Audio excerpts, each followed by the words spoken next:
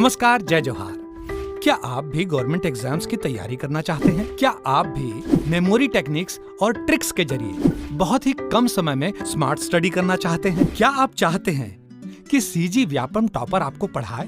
तो डाउनलोड करिए Yogendra Sahu classes app. यहाँ 10 से अधिक गवर्नमेंट एग्जाम्स क्रैक करने वाले और सीजी व्यापम टॉप करने वाले योगेंद्र सर CGPSC और सीजी व्यापम के अंतर्गत होने वाले सभी एग्जाम्स की तैयारी कराएं। तो डाउनलोड करिए Yogendra Sahu classes app to be the best, learn from the best.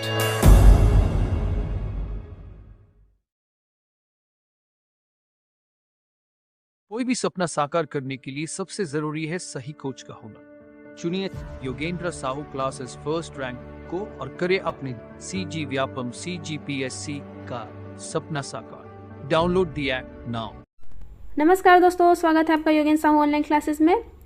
हमने लास्ट वीडियो में नक्सलवाद की समस्या पर चर्चा किया था।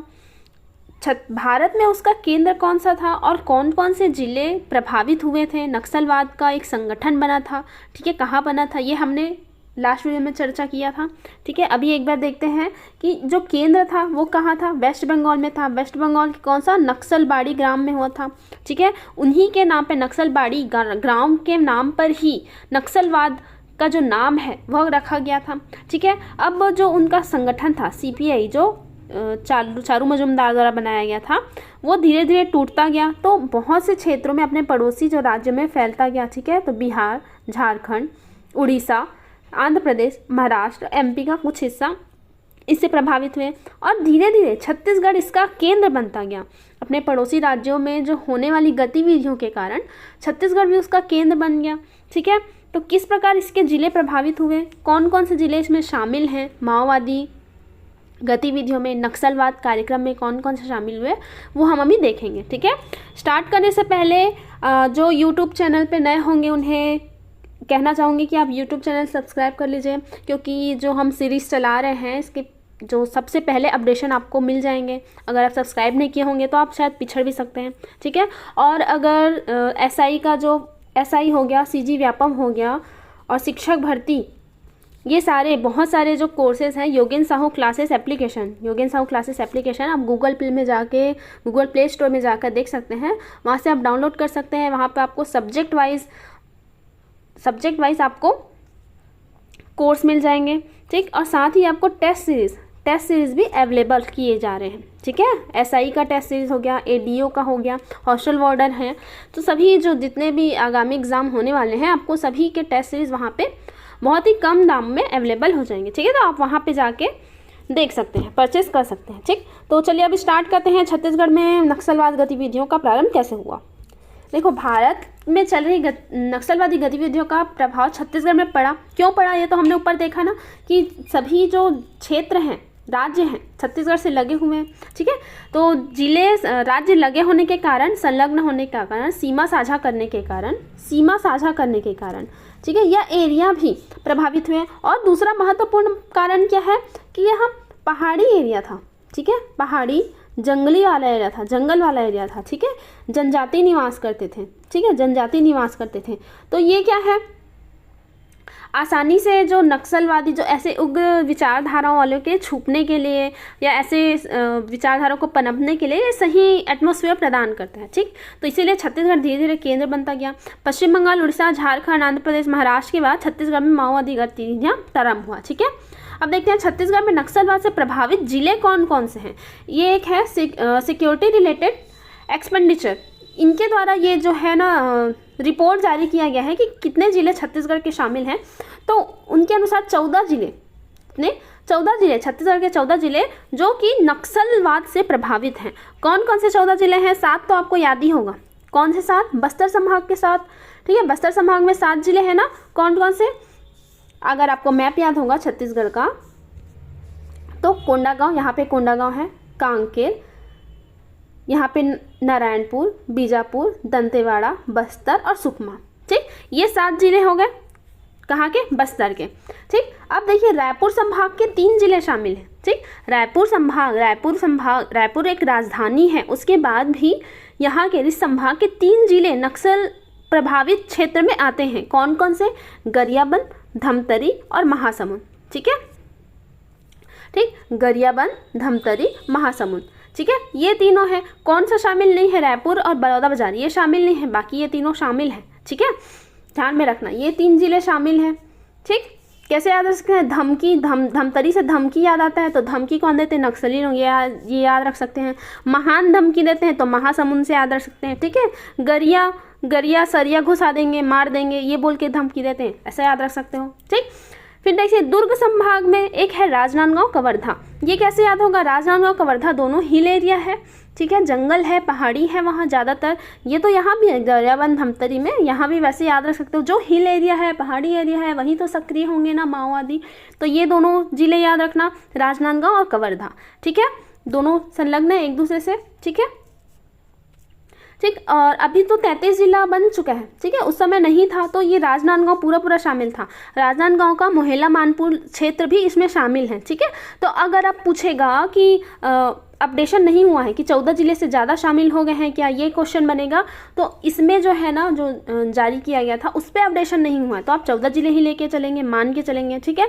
33 जिलों के अनुसार अगर पूछेगा तो राजनांदगांव के साथ मोहला मानपुर भी शामिल होगा, ठीक। और खैरागढ़ छुई खदान भी शामिल होगा, ठीक है। पर मेन जो क्षेत्र है ना राजनांदगांव का, वो नीचे क्षेत्र ही है, मोहला मानपुर वाला क्षेत्र, ठीक। तो पूरा जिला शामिल है, वो तो याद रखिएगा ही, ठीक है। नेक्स्ट है सरगुजा संभाग में एक जिला है बलरामपुर जिला, बलरामपुर जिला शामिल है, ठीक है, बलरामपुर जिला। अब नक्सलियों के पास बल रहता है ना वहाँ, तभी तो तबाही मचाते हैं, तो बल से याद रख सकते हो।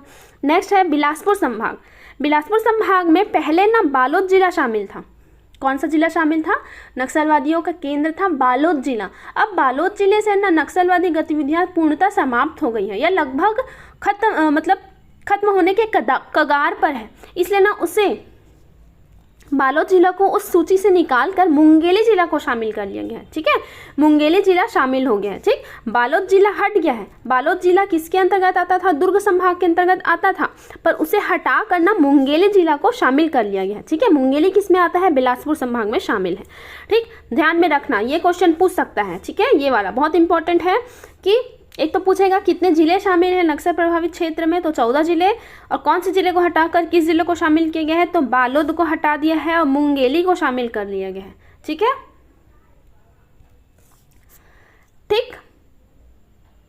आगे देखते हैं, केंद्र सरकार द्वारा फरवरी 2019 में जारी राज्यवार LWE लेफ्ट विंग एक्सट्रीम्स जिला में 13 जिला प्लस बालोद शामिल है। देखो केंद्र सरकार द्वारा भी 14 जिला ही शामिल है, परंतु ना वहाँ पे बालोद जिला को ही शामिल किया गया है। वो जो है हमने जो सूची देखा, बालोद को हटा के मुंगेली को शामिल किया गया है, तो वो राज्य सरकार द्वारा ये सूची जारी किया गया है। उनकी जो है, जो हमने देखा था, क्या था वो, सिक्योरिटी रिलेटेड एक्सपेंडिचर, इसके द्वारा यह सूची जारी किया गया है। उसमें मुंगेली को शामिल कर लिया गया है, पर केंद्र सरकार की सूची में अभी भी बालोद को ही रखा गया है, ठीक है। ये जब फिर से जब जारी होगा ना तो अपडेशन होगा, जो भी है वो कर दिया जाएगा, ठीक है। तो अभी तो फिलहाल यही शामिल है, तो आप यही पढ़ेंगे, ठीक है। तो इसमें भी 14 जिले ही शामिल हैं, ठीक, ठीक है। और एक छत्तीसगढ़ शासन द्वारा और केंद्र सरकार की सहायता से रोशनी योजना का संचालन किया जा रहा है। कौन सी रोशनी योजना का संचालन किया जा रहा है? नक्सलवाद गतिविधियों को कम करने के लिए। तो उसमें छत्तीसगढ़ के कितने जिलों को शामिल किया गया है? टोटल 8 जिलों को शामिल किया गया। इस योजना के बारे में हम योजना वाले सेक्शन में डिटेल से पढ़ेंगे, अभी बस याद रखिए। इस योजना के तहत छत्तीसगढ़ के कितने जिले शामिल हैं? 8 जिले शामिल हैं। कितने जिले शामिल हैं? 8 जिले शामिल हैं। बस्तर संभाग के 7 और एक बलरामपुर, ठीक। बस्तर संभाग के 7 जिले और बलरामपुर। ये क्वेश्चन भी बहुत इंपॉर्टेंट है। रोशनी योजना किससे संबंधित है? तो नक्सलवाद से संबंधित है। नक्सलवाद गतिविधियों को कम करने संबंधित सरकार के प्रयास हैं। छत्तीसगढ़ के कितने जिले शामिल हैं? तो 8 जिले शामिल हैं, ठीक।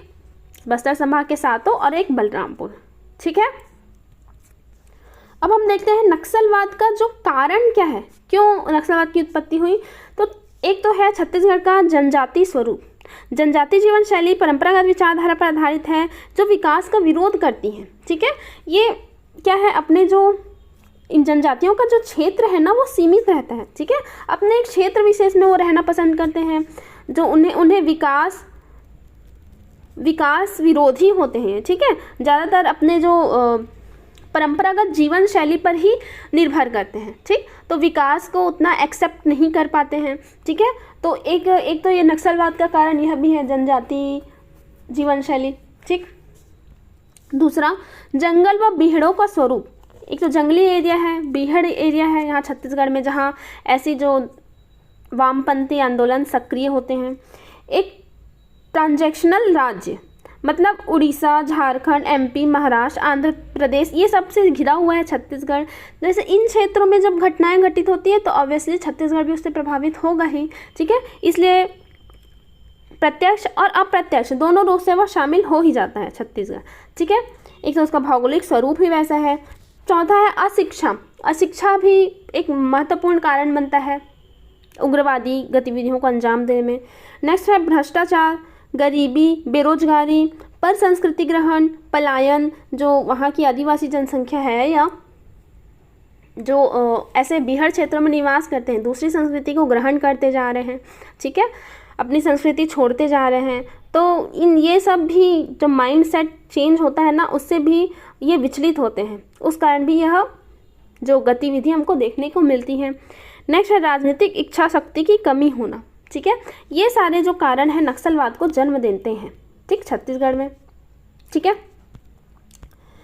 अब आगे देखते हैं छत्तीसगढ़ में प्रमुख नक्सलवादी घटनाएं, ठीक है। कौन कौन सी नक्सलवादी घटना हुई है। देखो, वैसे तो आए दिन आप नक्सलवादियों के बारे में पढ़ते होते हैं, डेली न्यूज़पेपर में आते रहता है कि आज इतने जवान मारे गए, ये विस्फोट हो गया, ये हुआ, बारूदी सुरंग मिला, ठीक है, ये सब देखते होंगे। तो यहाँ पे कुछ घटनाओं को शामिल किया गया है नोट्स में जो इम्पॉर्टेंट है, जहाँ से क्वेश्चन बन सकते हैं, ठीक।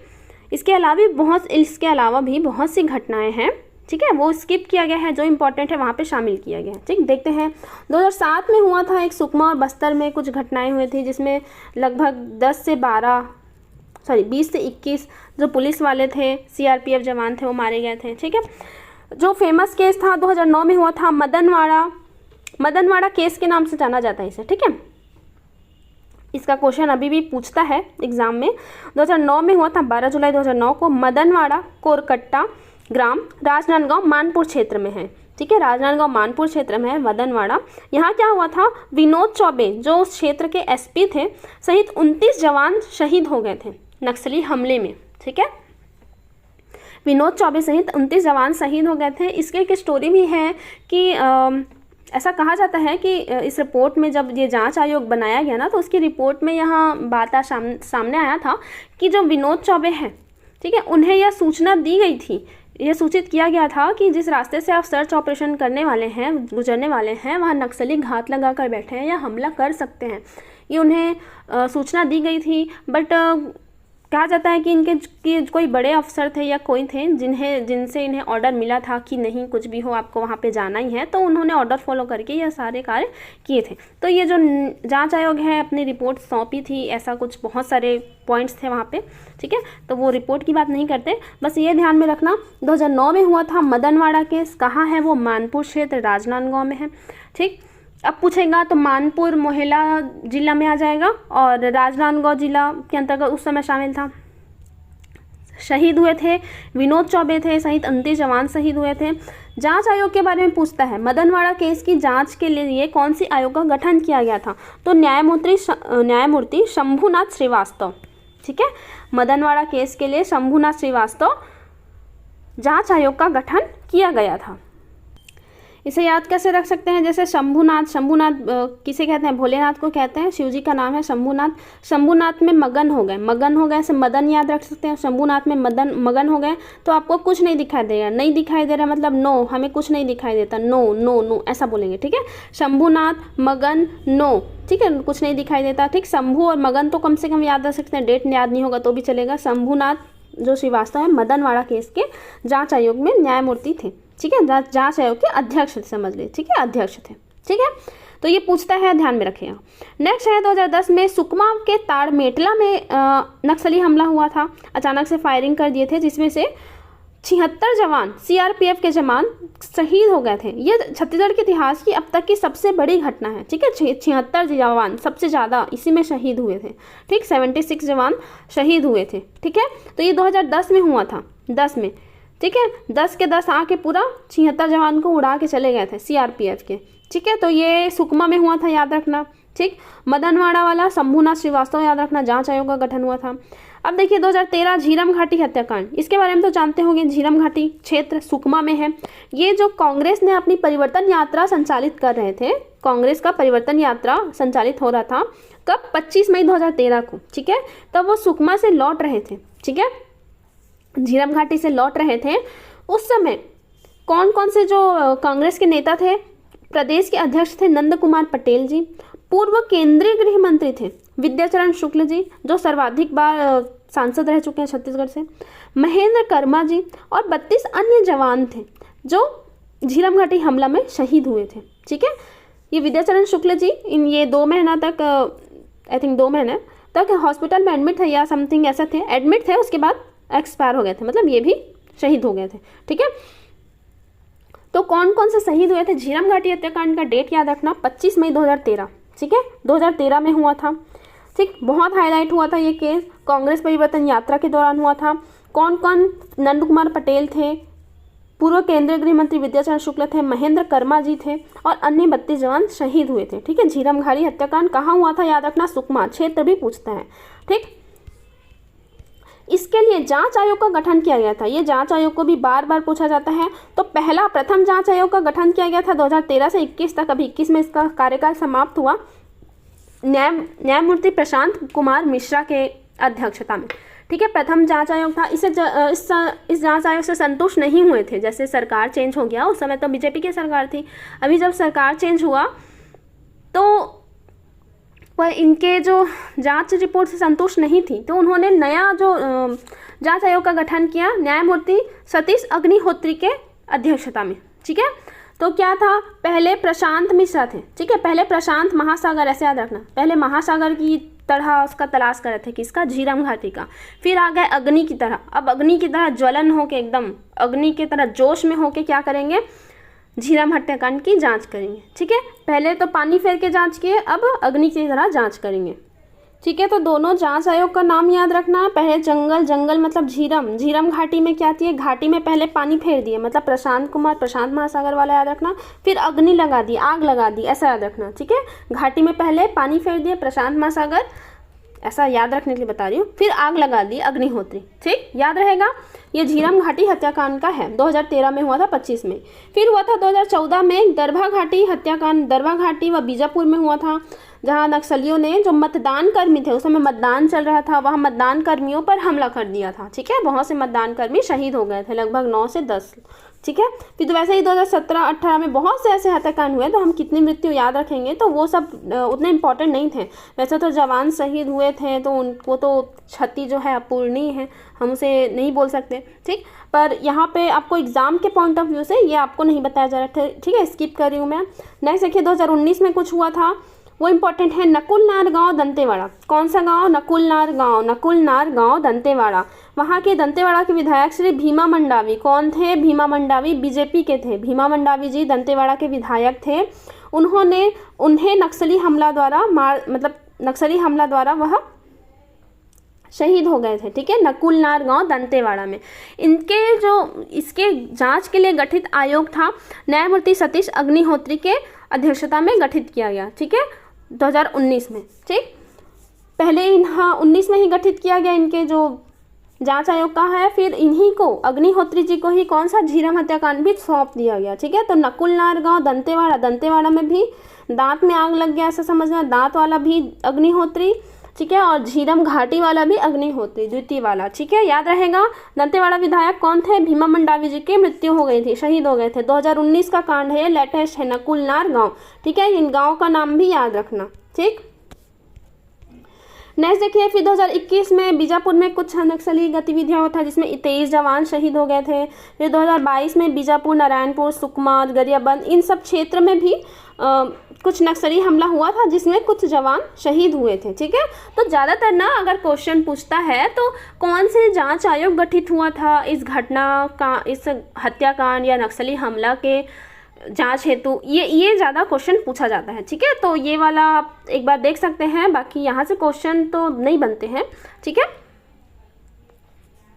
तो ये हमारा आज का ये नक्सलवाद वाला टॉपिक जो छत्तीसगढ़ से रिलेटेड था सब ख़त्म करते हैं। ये वाला हमने क्या क्या देखा आज, छत्तीसगढ़ में उसके प्रभाव, छत्तीसगढ़ में प्रमुख नक्सलवादी घटनाएं, ठीक है। ये देखा छत्तीसगढ़ के कितने ज़िले शामिल हैं, ये देखा है। तो आप ये सारे जो है एक बार रिवाइज कीजिए, वीडियो को दोबारा सुनिए, ठीक है। और अगर आपको वीडियो पसंद आता है तो प्लीज़ लाइक शेयर ज़रूर कीजिएगा और कमेंट करके बताइएगा, ठीक है, कैसा लगा आपको। ठीक, थैंक यू।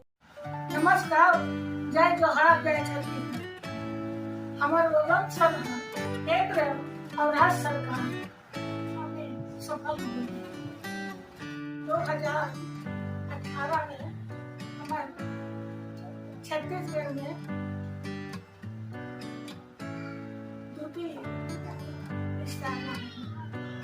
में हमारे छत्तीसगढ़ में पहला नंबर आया।